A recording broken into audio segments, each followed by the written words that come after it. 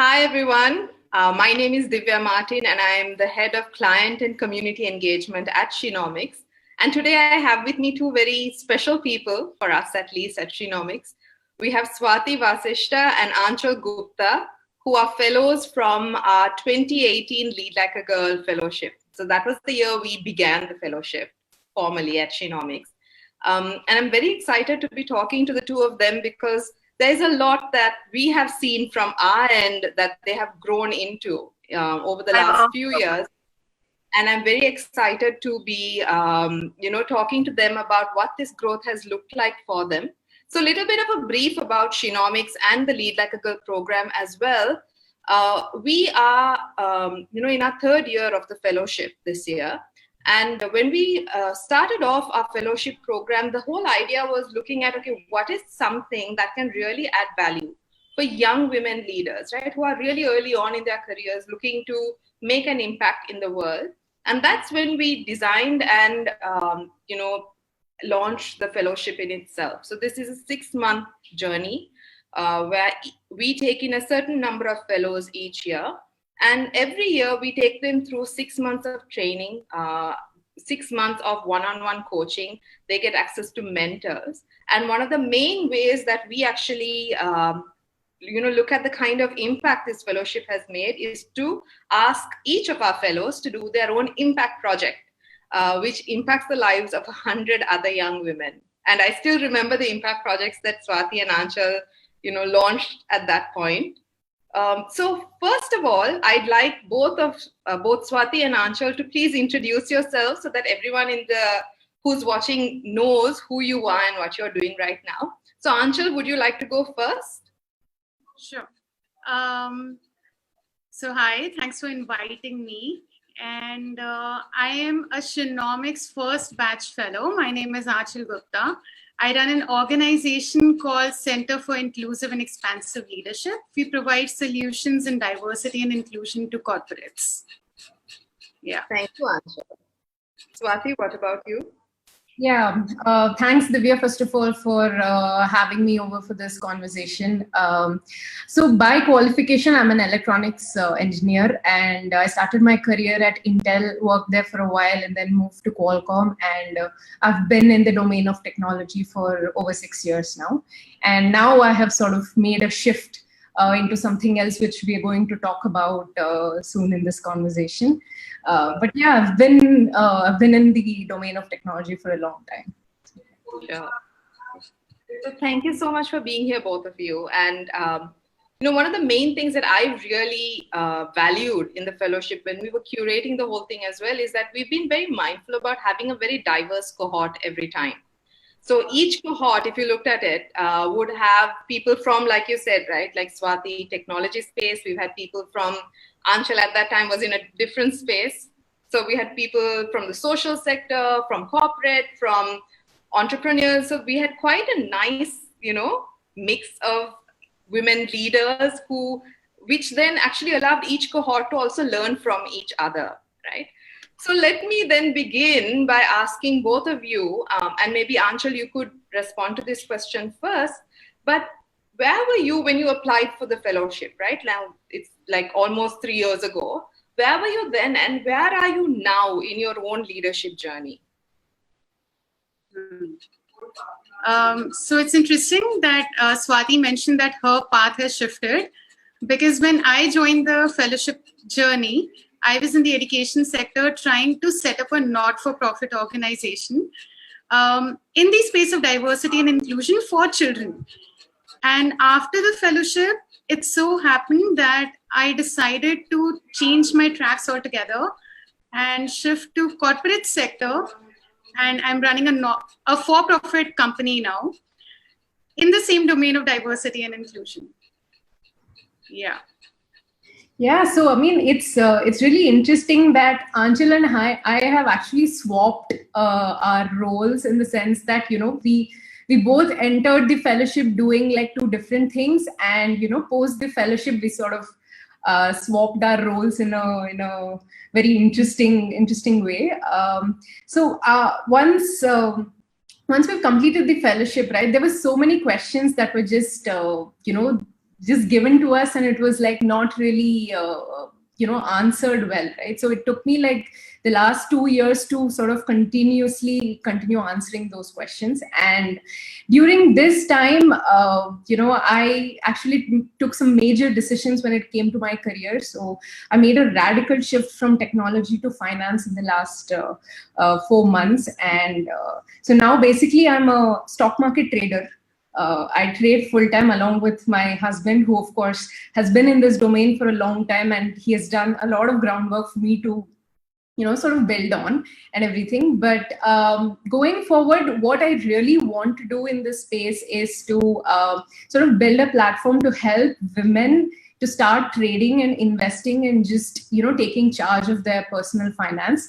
Now we have an entire generation of women who are empowered to go to work and, find their space in the corporate sector or anywhere in the job market, right? I think now the next level is for them to really understand how to manage their money and, how to grow their money, right? Which most men do by default. So this is something which is a space that I really want to, put all my efforts in the next 1 year.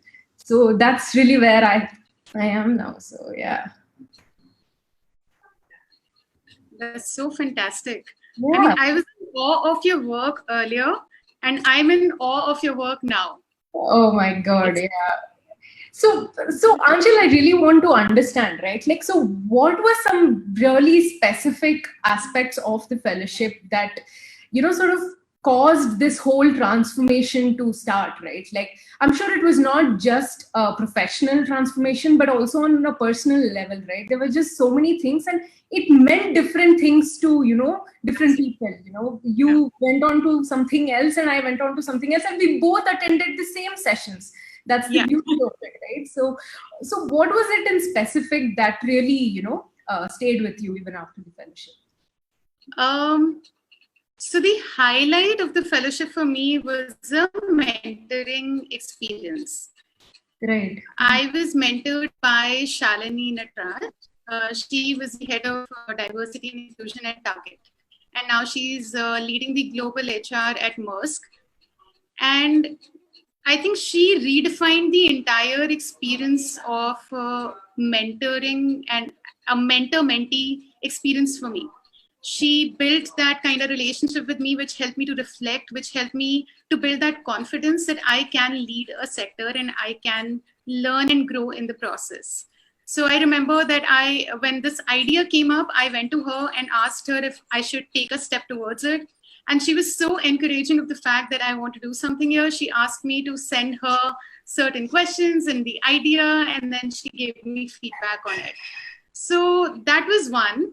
And then definitely the sessions. I remember from each contact session, I had different takeaways, and they are still with me in different aspects of my life.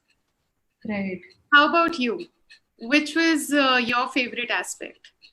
Yeah, I mean, there were many of them, but I think the one that really stands out for me was to really understand how to dig deep in yourself, to really understand who you are, what your values are, and what is it that really gives you happiness and meaning and, purpose in life, right? I mean, we really take this question for granted. We underestimate the power of the answer that can really change your life if you're able to answer this question, right? So I think for me, that was the biggest takeaway. And also the whole concept of mindfulness, right? So it's interesting that, so I've always been a very organized person. I've worked on, to-do lists and, all of that. I had like a ton of lists for everything, things like send an email to this person, check, buy vegetables, check, a ton of these lists. But it wasn't until recently that I realized most of these lists were absolutely mindless. I mean, of course, they were improving my efficiency on a day-to-day basis, right? But, after the fellowship, it really got me thinking that, are these the only set of lists that I want to operate on, right? So that's when I seriously started making goals, and these lists sort of became short-term goals, medium-term goals, long-term goals, which sort of align with who I am as a person, right? So I think that has, been the biggest takeaway. And of course, the diversity, like Divya was mentioning, right? Like, you came from a space of non-profit and you've moved to for-profit, and I was in a corporate space, and we had nothing in common, but I was just so in awe of, people who came from a space that I did not know even existed, because I thought that, this is my bubble. It's like you go to office and then you come back home and that is that, right? So the perspective the diversity gives you, right, is just, you feel like there's so much more to do in life, and the sense of reality really changes. So I think these two things of just knowing myself and the perspective that the diversity gave me, two things really stood out of the fellowship. I'm sure that is going to continue for the rest of my life. So yeah, that's pretty incredible. Yeah. So recently I was speaking to Divya, and she mentioned that the third cohort is going to have a very different kind of experience, but not so much. So I want to know that if somebody were to ask you whether they should apply for the fellowship or not, what would you tell them? Yeah, I mean, if I have to give them that one message, and this is coming from someone who is already into, investments and all of that, I think the biggest investment that you can do is to really invest in yourself. And, just investing in yourself will just give you so much more meaning in life. And the irony is that at some point or the other, you will get to it, whether in your 30s or 40s or 50s. At some point, you're going to sit down and really try to figure out what I'm doing. Is it really in sync with my personality? So the sooner you do it, the better it is, right? So it's the same like investing in your money as well, right? Like if you invest in your 20s, you're going to have a lot more than a person who started investing in their 30s or 40s, right? So the same logic goes to investing in yourself as well. So if you're someone that, who's looking to just or who's just feeling that, you're meant to be doing so much more in life, and all you need is that little nudge, that little hand holding, and someone to just, be there next to you while you figure it all out, I think this is the fellowship to really apply, and it's definitely game changing and life changing. So there is nothing further to think about, and you can of course get in touch with either me or Anchal to really understand how impactful the journey has been, right? I mean, we may not be able to cover it in such a short live session, but if it has really gotten you excited, then definitely go for it. There's nothing further to think about. So what about you, Achal? Like, what do you think that they should really take away from this whole conversation? I'm sure they've read a lot on the website and all of that, but what is that one thing on a personal level that has really affected you the most, that you want to give out as a message to someone who's watching? So I remember when I was applying for the fellowship and I came across this platform, Shenomics, I thought it's going to be like any other women empowerment programs. They're going to tell us to be more aggressive, to lean in, to speak up more, and to basically embody all these masculine traits that we relate to leadership, right? And but if you remember, Yashveer Singh had come to take a session for us from Ashoka. So he had sent me the link. And so he's a trusted source.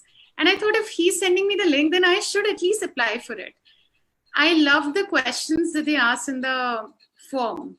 And when I came for the contact session, I absolutely fell in love with the program, because it was unlike any other women empowerment programs that we hear of. It wasn't talking about to be more aggressive. It wasn't talking only about those masculine traits. It was also about how we as women leaders are different, or what are the feminine leadership traits that we all need to embody irrespective of our gender. I loved how there were sessions around motherhood and the challenges related to it, and how both the leaders, like these were industry leaders, these were CEOs of big organizations who came to talk to us about it. And they both spoke so authentically about their experience, about how they're managing the entire situation, about what are the biases, what are their own fears, that I don't think I've ever heard a leader talk so honestly and authentically. I really felt that it's not easy, the entire journey of being a woman leader, and unless you get the right guidance. So to get the answers, to ask the right questions is very important, and this fellowship made that possible for me.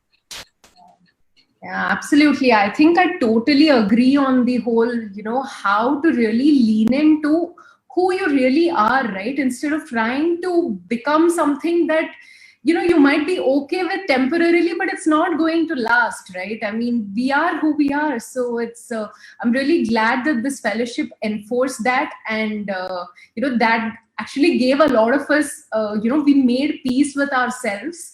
And you realize that there's no reason to become this thing that they have portrayed leadership to be, right? So I think, yeah, I absolutely agree with that. Yeah. Wow. The two of you, I'm just like, oh, I feel so much pride just listening to both of you speak. But thank you so much for sharing this. And I must say, this year is slightly different from when the two of you did the fellowship into 2018, right? Because obviously, because of the current situation, having face-to-face training is not going to be something that's advisable for a few more months at least, or until things gain a lot of clarity. So what we have done this year is made the entire program virtual, which means while the duration of the program has not changed and the coaching, the mentoring, everything else has not changed, these contact sessions will be adapted and have been adapted in such a way that we are able to still, share those same messages that you learned about, right? Being authentic, embracing who you are, and leading with your feminine traits, if those are something that come naturally to you. And I'm sure you would know that, everyone has different balance of those traits, etc. So all of those messages are definitely still going to be shared and discussed and, spoken about. But the mode of the whole thing is now going to be virtual. And this also helps us to really reach more women. Absolutely. Because yeah, there were those date constraints. People couldn't travel because we had to have those sessions only in a certain city, things like that. And now it just becomes a little bit more accessible to more people. So we're very excited to see the kind of applications that we get this year also with the fellowship. And this year, another thing that we're doing differently is that we've expanded the number of fellows that we're taking in, because typically we used to take only 20 every year. But this year we have expanded that to 40. Which is again, it's a very interesting mix to see how, what kind of balance we get in terms of the diversity of women in the cohort as well. Deadlines to apply, by the way, everyone who's listening in, is this Friday. So please do apply at the earliest. You can view our application form on our website, and the description for this video will also have that website details, etc. So you can just click on that. And yeah, thank you very much, both of you, for being here today and for sharing your own experiences. Thank you so much, Divya, for having us and for just being you guys. The kind of work that you do at Shenomics. I think we are definitely in the path to create many more women leaders who are leading authentically. We are leading like women. So yeah. Thank you. Have a good evening. Thank you. Bye-bye.